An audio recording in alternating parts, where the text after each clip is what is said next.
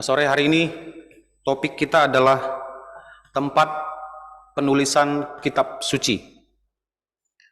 Dan di dalam kitab suci tidak ada ayat firman Tuhan yang akan memberikan kepada kita penjelasan tentang di mana saja tempat-tempat Tuhan memilih untuk menyatakan firman-Nya kepada kita. Nah, satu ayat firman Tuhan yang tadi kita sudah baca itu menjelaskan kepada kita bahwa kitab suci ditulis di dunia ini, ya, bukan diturunkan oleh Tuhan Allah dari sorga secara utuh, tapi dinyatakan melalui para nabi, para rasul, orang-orang pilihan Tuhan untuk menuliskan kitab suci.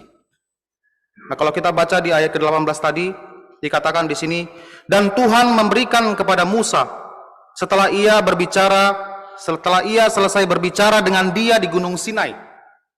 Jadi Musa dipanggil oleh Tuhan naik ke Gunung Sinai, dan di sana Tuhan memberikan kepada Musa 2 loh hukum Allah, di mana tertulis 10 titah Tuhan. Dan 10 perintah Tuhan ini ditulis dengan jari Allah sendiri. Nah, pada sore hari ini kita akan coba melihat secara umum, ya, tempat di mana Tuhan memilih kitab suci dituliskan.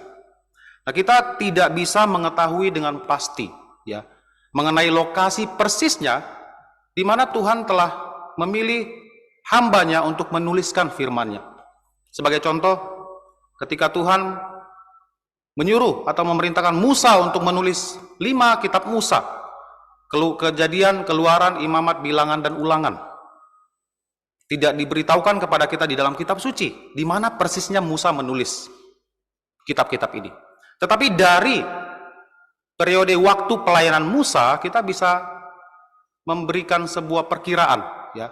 Kita tahu bahwa Musa dipanggil ketika dia berusia 80 tahun dari Midian, ketika dia menggembalakan kambing domba mertuanya Yitro. Lalu kemudian Allah menampakkan diri kepada Musa dan dia diperintahkan untuk memimpin bangsanya keluar dari tanah Mesir, dari perbudakan tanah Mesir. Dan selama 40 tahun Musa dipakai Tuhan untuk memimpin umat Israel ini. Tapi pada akhir hidupnya kita tahu bahwa Musa tidak diizinkan masuk ke dalam tanah Kanaan. Jadi berdasarkan ini, informasi ini, kita bisa memperkirakan bahwa kelima kitab Musa ini ditulis ketika Musa memimpin bangsa Israel menuju ke tanah Kanaan selama 40 tahun mereka berkeliling di padang gurun Sinai. Nah, kita lihat bagian yang pertama, slide-nya langsung.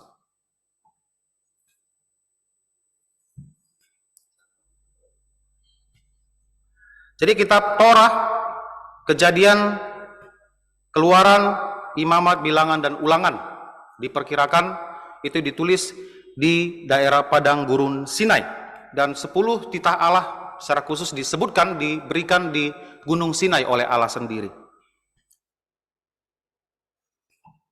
Kemudian kita juga akan melihat bagian berikutnya, yaitu bagian kitab nabi-nabi. Nah, saya mengikuti pola yang dipakai oleh Bapak Pendeta minggu lalu, ya, tentang pembagian waktu penulisan kitab suci untuk memberikan kita penjelasan lebih baik lagi. Nah, dalam kitab nabi-nabi atau Nevi'im, kitab Yosua itu diperkirakan ditulis di tanah Kanaan, ya, setelah Yosua berhasil memimpin bangsa Israel masuk ke tanah perjanjian. Lalu ada kitab Hakim-Hakim, kitab Samuel. Ini adalah kitab yang diperkirakan ditulis oleh Samuel sendiri. Dan waktu dan tempat penulisan tidak diketahui dengan pasti di mana. Tetapi perkiraannya adalah sekitar ketika kerajaan Israel terbelah menjadi 2, dan sebelum bangsa ataupun kerajaan Israel bagian selatan, bagian utara Samaria ditaklukkan oleh Syria.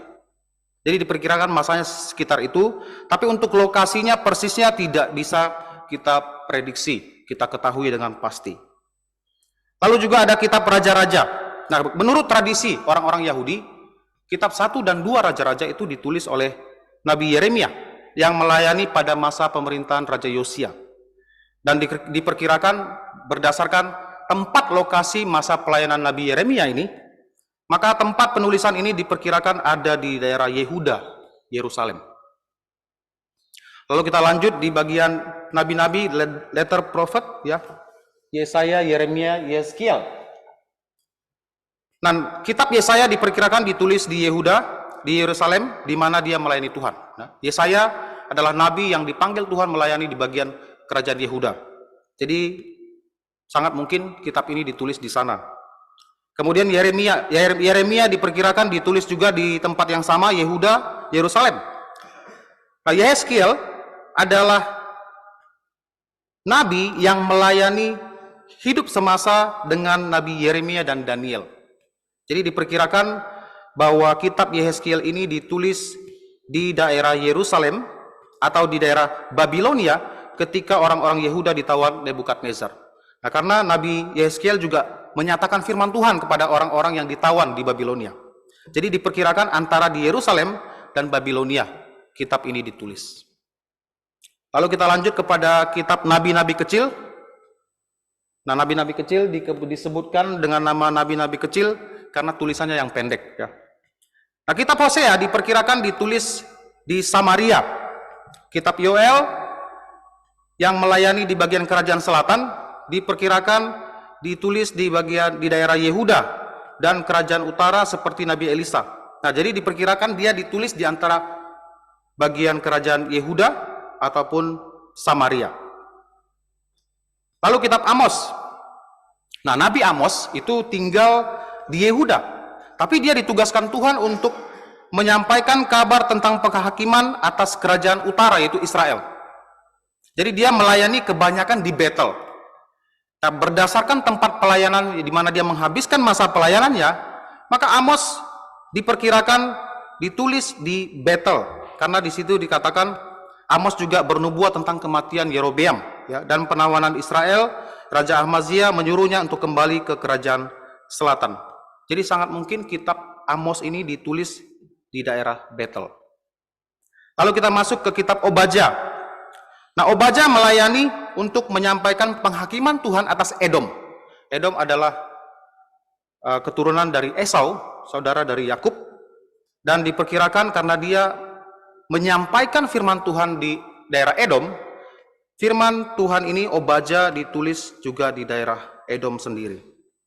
Lalu ada Yunus, diperkirakan ditulis di daerah Gad-Hefer di tanah Zebulon, di tempat kelahiran Yunus sendiri. Lalu kita masuk ke kitab Mika. Mika melayani di Yehuda, namun dia menyampaikan nubuatan tentang Samaria dan Yerusalem. Jadi Nabi Mika diperintahkan Tuhan untuk melayani orang-orang yang di Samaria dan juga orang-orang yang ada di Yehuda, yaitu Yerusalem. Dia tinggal di sebuah kota kecil bernama Moreset Gad, dan diperkirakan di sanalah dia menuliskan kitab ini. Lalu Nahum. Nah, Nahum diperkirakan ditulis di Kapernaum. Nah, sangat menarik. Arti dari kota Kapernaum adalah kota Nahum. Jadi diperkirakan bahwa Nahum menulis surat ini di kota Kapernaum itu berdasarkan nama Nabi Nahum ini, kota itu dinamakan Kapernaum. Lalu Habakuk diperkirakan ditulis di Yehuda, Yerusalem. Zefanya juga sama, ditulis di Yehuda, Yerusalem. Nah, Hagai melayani di Yehuda setelah kepulangan orang-orang Yehuda dari penawanan bangsa Babel. 16 tahun setelah bangsa Yehuda kembali ke Yerusalem, Hagai menegur mereka karena terbengkalainya pembangunan bait suci. Jadi diperkirakan bahwa Hagai menulis kitab ini di kota Yerusalem atau di Yehuda. Kalau kita masuk di kitab Zakaria. Nah, Zakaria melayani di masa pembangunan bait suci kembali yang dipimpin oleh Zerubabel. Hingga bait suci selesai dibangun kembali, Yerusalem dan Yehuda merupakan tempat yang sangat mungkin di mana Zakaria menuliskan kitabnya ini, di Yehuda, Yerusalem. Lalu yang terakhir dari kitab Maliaki menegur orang-orang Yehuda yang berpaling dari Tuhan. Banyak sekali dia berbicara tentang persembahan yang tidak layak yang diberikan oleh orang-orang Israel kepada Tuhan di bait suci. Jadi sangat mungkin bahwa Nabi Maliaki menulis kitabnya ini di Yerusalem sendiri. Lalu kita masuk ke kitab-kitab puisi, Ketuvim. Nah, Mazmur terdiri dari 150 pasal, 73 dari 150 Mazmur itu diketahui identitas penulisnya adalah Raja Daud. Tapi beberapa Mazmur juga, walaupun tidak diberitahukan siapa yang menulis, tapi dengan gaya penulisannya itu, orang-orang bisa memperkirakan bahwa itu juga ditulis oleh Raja Daud. Jadi Mazmur kebanyakan itu ditulis oleh Raja Daud. Jadi kita ambil garis besarnya bahwa Mazmur ini kemungkinan besar ditulis di Bethlehem. Ada yang beranggapan bahwa Daud sudah menulis Mazmur semenjak dia menggembalakan kambing domba, ya, sebelum dia menjadi raja. Tapi ini juga sebuah perkiraan. Tapi berdasarkan tulisan-tulisan Daud di Mazmur, bagaimana dia menyatakan pertolongan Tuhan yang dia alami ketika dia dikejar oleh Saul, dia dikejar oleh anaknya sendiri, Absalom, sangat mungkin juga di tempat-tempat pelarian. Ketika Daud melarikan diri, menyelamatkan diri, dia juga menuliskan Mazmur-Mazmur ini. Nah, ada juga beberapa Mazmur yang kita baca, Mazmur Asaf, Zedutun, Heman, Korah. Nah, ini adalah nama-nama orang yang melayani di kemah suci. Mereka yang melayani di bagian musik. Dan mereka diperkirakan menuliskan ini juga di Bethlehem di Yerusalem. Lalu kita masuk ke Amsal. Nah, Amsal ditulis oleh Raja Salomo. Nah, Raja Salomo selama memerintah sampai akhir hidupnya, dia merasakan damai, ya, sampai ketika dia mati baru kerajaan terkoyak menjadi dua. Jadi sangat mungkin dia memerintah di Yerusalem, dan disitulah dia menulis kitab-kitabnya seperti Amsal. Nanti juga ada Kidung Agung, Pengkhotbah, itu ditulis di Yerusalem sampai akhir hidupnya. Lalu Ayub.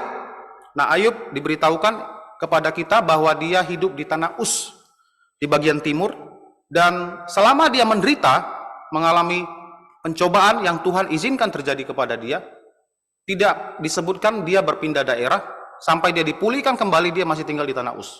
Nah, sangat mungkin dia menuliskan kesaksian tentang apa yang dia alami semasa hidupnya, ujian yang dia hadapi, yang diizinkan Tuhan dituliskan di tempat dia tinggal, itu di tanah Uz.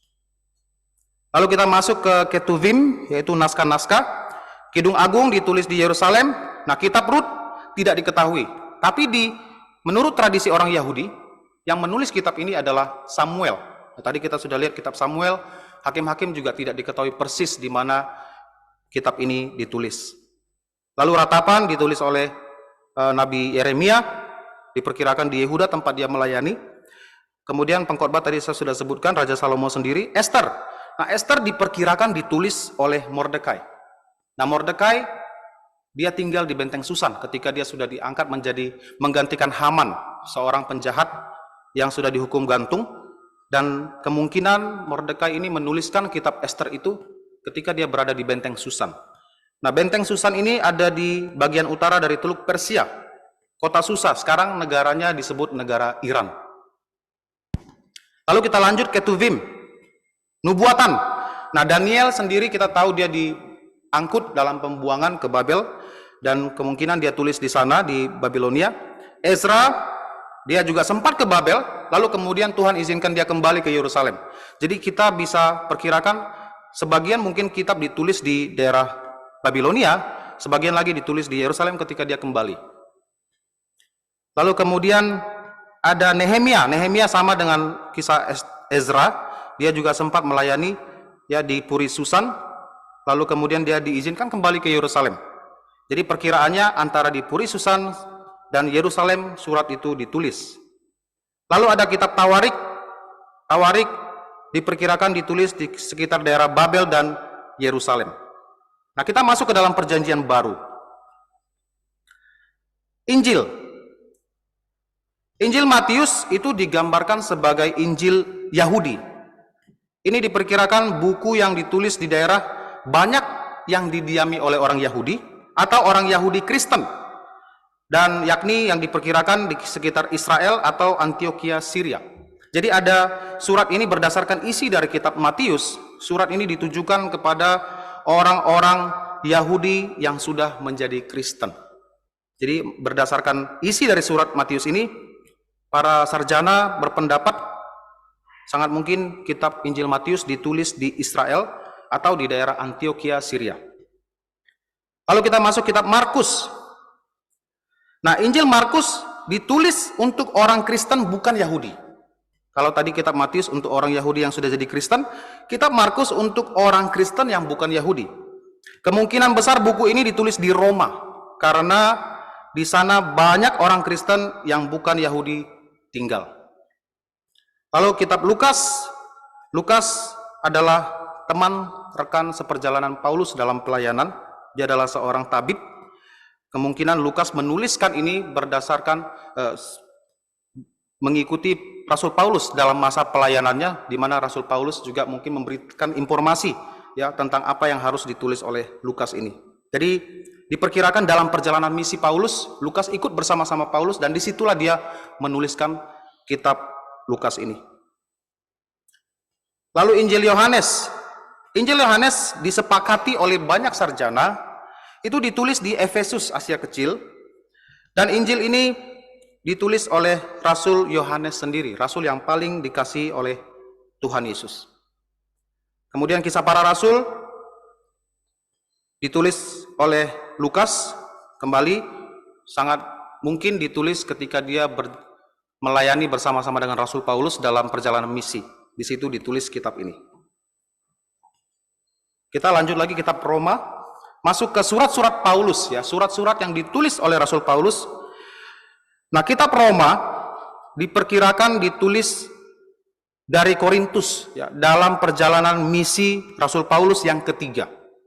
Paulus menulis surat dalam Roma 15:25 bahwa dia dalam perjalanan menuju Yerusalem. Jadi kalau kita baca dalam Roma 15 ayat 25, dia menjelaskan bahwa dia sedang dalam perjalanan menuju ke Yerusalem, membawa bantuan bagi orang-orang Kristen yang ada di sana. Jadi dia tulis ini dari kota Korintus. Surat 1 Korintus ditulis di kota Efesus, sedangkan surat 2 Korintus ditulis di daerah Makedonia. Lalu Galatia ditulis di Efesus. Nah, kemudian ada surat-surat yang disebut sebagai surat dari penjara. Ya, itu seperti surat Efesus ditulis dari penjara ketika Paulus berada di Roma, di penjara. Filipi, kemudian Kolose. Lalu 1 Tesalonika ditulis di kota Korintus. Nah, 1 Tesalonika adalah surat yang paling awal. Yang paling awal yang ditulis oleh Rasul Paulus dari semua surat-surat yang ada. Kemungkinan ditulis setelah dia tiba di kota Korintus dalam perjalanan misinya yang kedua. Kemudian 2 Tesalonika ditulis di kota Korintus, kota yang sama. Lalu 1 Timotius ditulis di Makedonia. Nah, 1 Timotius ditulis tak lama setelah Paulus dilepaskan dari penjara di Roma. Seperti yang digambarkan di Kisah Para Rasul, surat ini kemungkinan ditulis di Makedonia. Dalam 1 Timotius 1 ayat 3 di situ diberikan informasi ya bahwa Paulus sepertinya dia berada di Makedonia pada saat menuliskan surat ini. Kemudian 2 Timotius ditulis di penjara kota Roma. 2 Timotius ditulis ketika Rasul Paulus dipenjarakan kali kedua di Roma. Ya, dia dipenjarakan 3 kali. Dan surat 2 Timotius diperkirakan ditulis ketika dia dipenjarakan kali kedua. Kalau kita baca dalam 2 Timotius 1 ayat 16-17, kita mungkin bisa mendapat gambarannya. Nah, diperkirakan Rasul Paulus dieksekusi mati oleh Kaisar Nero setelah dia menulis surat 2 Timotius ini. Jadi setelah dia menyelesaikan surat 2 Timotius, diperkirakan bahwa Rasul Paulus dieksekusi mati oleh Kaisar Nero. Nah, ini kita bisa baca di dalam 2 Timotius 4 ayat 6-7. Dia katakan bahwa saat-saat kematianku sudah tiba, semakin dekat. Lalu Titus ditulis di kota Korintus, Filemon ditulis dalam penjara, termasuk surat penjara Filemon ini. Kemudian Ibrani. Nah, Ibrani kalau kita menganggap bahwa ini adalah tulisan dari Rasul Paulus sendiri, dan saya percaya ini ditulis oleh Rasul Paulus, dan diperkirakan surat Ibrani ditulis di Roma. Lalu kita masuk ke surat-surat umum. Nah, Yakobus adalah surat kitab perjanjian baru yang paling awal ditulis. Kemungkinan ini ditulis di Yerusalem sebelum Yakobus dieksekusi mati. Kemudian ada 1 dan 2 Petrus ditulis di kota Roma. Dan 1, 2, 3 Yohanes diperkirakan ditulis di Pulau Patmos, sama dengan kitab Wahyu. Ya, di dalam Wahyu 1 ayat 9 Yohanes menjelaskan bahwa dia sedang berada di Pulau Patmos. Lalu kitab Yudas ditulis di kota Yerusalem. Nah, ketika kita membaca atau mendengarkan penjelasan yang saya berikan, mungkin kita tidak bisa mengingat semua hal yang sudah saya sebutkan. Tapi saya perlu sebutkan ini untuk memberikan kita sebuah gambaran bahwa kitab suci ini memang ditulis di dunia ini, ya, bukan diturunkan oleh Tuhan Allah secara utuh. Nah, dari tempat-tempat yang tadi sudah kita dengar, ya, tentang penulisan kitab suci, apa yang bisa kita lihat dan kita pelajari tentang lokasi penulisan kitab suci ini? Nah, minggu lalu kita sudah belajar bagaimana rentang waktu penulisan kitab suci dari kitab Kejadian sampai kitab Wahyu diperkirakan sekitar 1500 tahun. Itu waktu yang cukup atau sangat panjang, ya. Namun bagaimana Allah dengan begitu setia memberikan firman-Nya sedikit demi sedikit sampai bisa menjadi lengkap dalam kitab suci yang kita miliki saat ini di tangan kita. Dan kita melihat kesetiaan Tuhan kepada umatnya. Bagaimana dia, sejak dia panggil Abraham dari Ur Kasdim, sampai dia pilih Abraham dan menjanjikan dia menjadi sebuah bangsa, dan ketika nanti anak-anak keturunan Abraham menjadi sebuah bangsa, itu bangsa Israel. Bangsa ini juga menjadi bangsa yang tidak serta-merta setia senantiasa kepada Tuhan. Ada kalanya mereka jatuh ke dalam dosa, lalu mereka membangkang terhadap Tuhan. Tapi dalam kesemuanya ini, kita melihat kesetiaan Tuhan, dia tetap menyatakan firman-Nya kepada umatnya. Meskipun umatnya seringkali berlaku tidak setia, namun Tuhan tetap menyatakan firman-Nya kepada umatnya yang tersisa. Nah, ini adalah gambaran kasih seorang bapa kepada anak. Bagaimana seorang bapa ingin membimbing anak-anaknya menurut jalan yang benar. Jadi Tuhan adalah Bapa kita yang senantiasa ingin agar kita berjalan sesuai dengan kehendak-Nya. Dan Dia perlu menyatakan firman-Nya selangkah demi selangkah dari sepanjang segala zaman, dari berbagai jenis tempat, menyatakan apa yang Dia kehendaki, sampai nanti firman ini bisa menjadi satu kumpulan buku yang utuh yang kita miliki saat ini. Tuhan Allah menunjukkan kesetiaannya kepada umat-Nya. Jadi ketika kita melihat firman Tuhan ini, ketika kita membaca firman Tuhan ini, kita harus selalu ingat bagaimana firman ini diberikan Tuhan secara progresif dari waktu ke waktu dengan rentang waktu 1500 tahun. Dan tentu saja sebagai Allah yang begitu mengasihi kita, Dia ingin kita hidup berkenan kepadanya. Jadi kitab suci ini, Bapak Ibu, diberikan oleh Tuhan dari berbagai tempat sepanjang segala zaman, beberapa dekade, membuktikan, menyatakan kesetiaannya kepada kita. Dan Dia ingin kita dibimbing berdasarkan firman-Nya. Dan kita tahu bahwa di dalam firman ini, Tuhan akan selalu menyediakan yang terbaik bagi anak-anak-Nya. Bukankah Tuhan Yesus pernah berkata, apakah ada dari antara kamu ketika anakmu meminta roti, kamu kasih batu, atau meminta ikan, kamu kasih ular? Tentu saja tidak. Seorang bapa manusiawi saja berpikir bagaimana bisa memberikan yang terbaik bagi anak-anaknya. Terlebih Bapa kita yang ada di sorga. Jadi firman ini telah diberikan kepada kita secara progresif untuk kebaikan kita. Jadi ketika kita membacanya, mari kita selalu ingat kesetiaan Tuhan bagi kita umatnya. Jangan pernah bosan membaca firman Tuhan. Jangan pernah menganggap membaca firman Tuhan sebagai beban. Tuhan saja tidak menganggap sebagai beban bagi dirinya untuk berbicara kepada kita dari waktu ke waktu. Dari berbagai tempat, beberapa dekade Dia habiskan untuk berkomunikasi dengan umatnya. Jadi kiranya kita juga memiliki sikap yang benar ketika kita membaca firman Tuhan, selalu mengingat kesetiaan Tuhan, dan mari kita juga setia kepada Tuhan dengan hidup mematuhi firman Tuhan, agar kita bisa selalu hidup berkenan sesuai dengan apa yang Tuhan kehendaki. Demikian saja firman Tuhan, mari kita berdoa. Bapa Sorgawi, kami bersyukur untuk firman-Mu yang telah Engkau berikan kepada kami. Engkau adalah Allah yang begitu mengasihi kami. Dan Engkau begitu setia di dalam menyatakan firman-Mu kepada umat-Mu sehingga kami bisa mengetahui kehendak-Mu dengan pasti, dengan jelas. Dan kami bersyukur pada hari ini, firman yang telah Engkau nyatakan di masa yang lalu sudah menjadi lengkap, sempurna di tangan kami. Dan biarlah kami yang sudah memiliki firman-Mu yang sempurna ini juga mau membacanya, merenungkannya dengan hati yang penuh sukacita, bersyukur kepada Tuhan, menyadari kesetiaan-Mu kepada kami. Bantulah kami Bapa untuk menjadi umat-Mu yang setia selalu kepadamu di dalam segala hal. Ampuni kami Bapa, karena selama ini kami mungkin menganggap membaca firman-Mu menjadi sebuah beban, ataupun kami lupa, malas membaca firman-Mu. Perbaharuilah semangat kami untuk lebih giat dan tekun di dalam membaca, merenungkan, dan menaati firman-Mu. Kami berdoa dan bersyukur di dalam nama Tuhan Yesus Kristus. Amin.